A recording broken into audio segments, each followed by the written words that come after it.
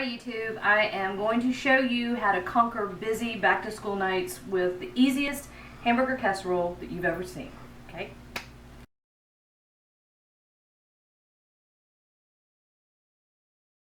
We're doing a hamburger casserole. We've hit back to school and it has been insane, the amount of running around that we do and how little time we have in the evenings. So I've been working on a lot of things that are just super quick to throw together and we can pop it in the oven and dinner is done, right? So we've got a ground beef casserole that we're working on right now. And all I did was I browned off about 1.5 pounds of ground beef. I got rid of the grease, the excess grease, and I threw in an onion that I had diced up. Now a lot of recipes for this type of casserole will tell you to do the onions and the burger together. Don't do that. Here's why. If you then drain the grease, you're losing all the juices that have worked out of the onion, and you lose the flavor then too, right? So you want to get rid of the grease, do that, then throw the onion in, you save the flavor. So that's kind of a win-win type thing. So that's all we've got right here.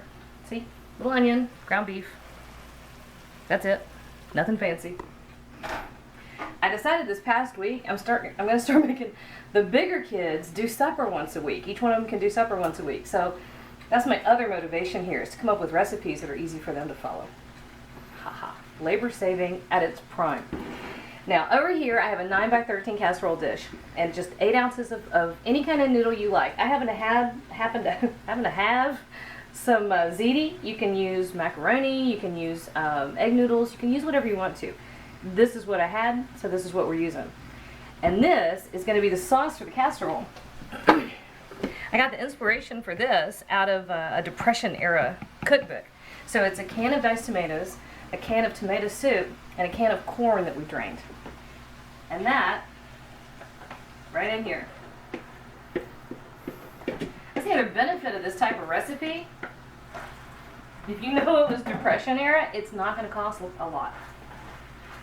So not only is it easy and you can use a few things from your pantry, just staples, it's inexpensive too.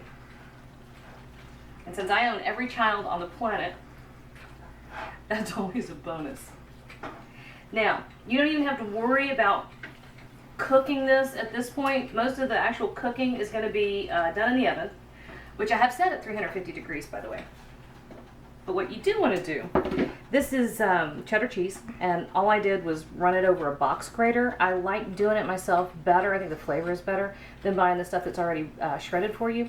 And this is a white cheddar, but you can use anything. You know, you can use mild, you can do medium, sharp. I like extra sharp. That's what I have. And I'm only putting about half of it in the pan.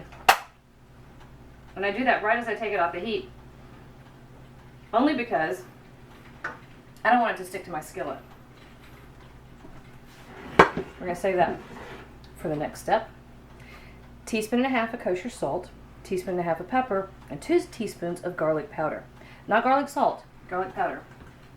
I don't like most pre-prepared salts, onion salt, garlic salt, celery salt. I think you lose control of the amount of salt that you can then put into your dish, and you lose control of some of the flavor. So I wanted extra garlic, so I use the garlic powder, and I'm not making it too salty by using plain old kosher salt. And this, shoo, that's heavy. There we go. Right over those noodles. You see what I'm doing? It's not very exciting. Wasn't a whole lot to look at when I was doing it. There we go. Yeah, I think Ricky's going to be making dinner this coming week. Even Ricky can pull this one. Actually, Ricky's a pretty good cook. You can tell Ricky to make dinner and he'll go rummage through the cooler and find something he can work with. Okay, so the rest of the cheese right over the top. And 350 degrees. I'm going to take a look at it at about 30 minutes. It might take as long as 40 to get the nice, the whole bubbly thing. So you do want to get it hot all the way through. Now when I did the noodles, I did them al dente. Normally I don't really like al dente noodles, but I did cut the cooking time by about 2 minutes. Not only do I want them to finish cooking here without turning to mush, I also want to have room in the pasta to continue absorbing liquid. And in this case, instead of water, I want it to be this saucy stuff that we put in there. Okay? In the oven, 30 to 40 minutes, and I'll come back and show you what it looks like. All right, so our hamburger casserole had about 35 minutes in the oven, and it's nice and bubbly. Oh, see, look, it's still bubbling. That's what you want even when everything that you put into a casserole has cooked. Now, it was really rocking and rolling a minute ago, but now it's calming down. Even when everything that you put into a casserole is cooked, you really want to get that nice, serious bubble along all the edges. You want to get the nice cheese melted, get the little golden brown. Chase is tiptoeing into my kitchen. I'm assuming he's after food. Grab whatever you need, honey. Anyway, that lets you know that everything all the way through the casserole has gotten hot enough to really come together and all your flavors to mix and meld. Nice. Now, if you have an egg-based or cream-based casserole, you want to give it a few minutes to rest so that you don't have the liquid go rushing all over the place when you take your first serving. Not a big deal with this kind of thing. It's going to get messy and get all over the place anyway. Hey, Chase. Yeah. Come grab a fork. Done. Chase is 18 and likes to eat. All right, that is hot, hot, hot. You're going to burn yourself. No, I'm not. You are.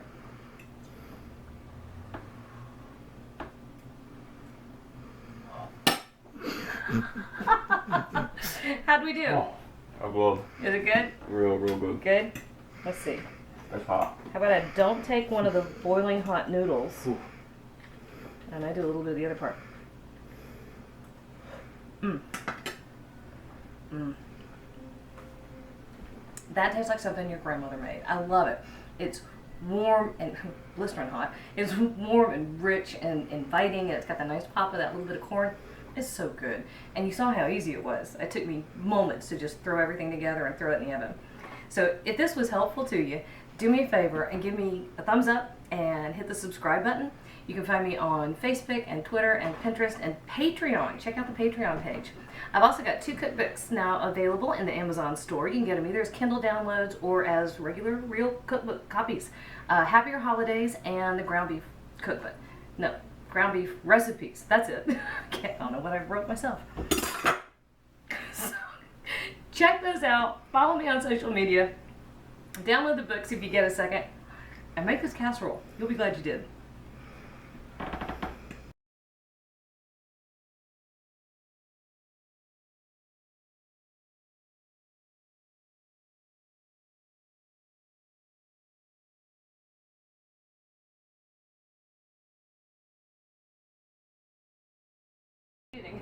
It's not safe for YouTube.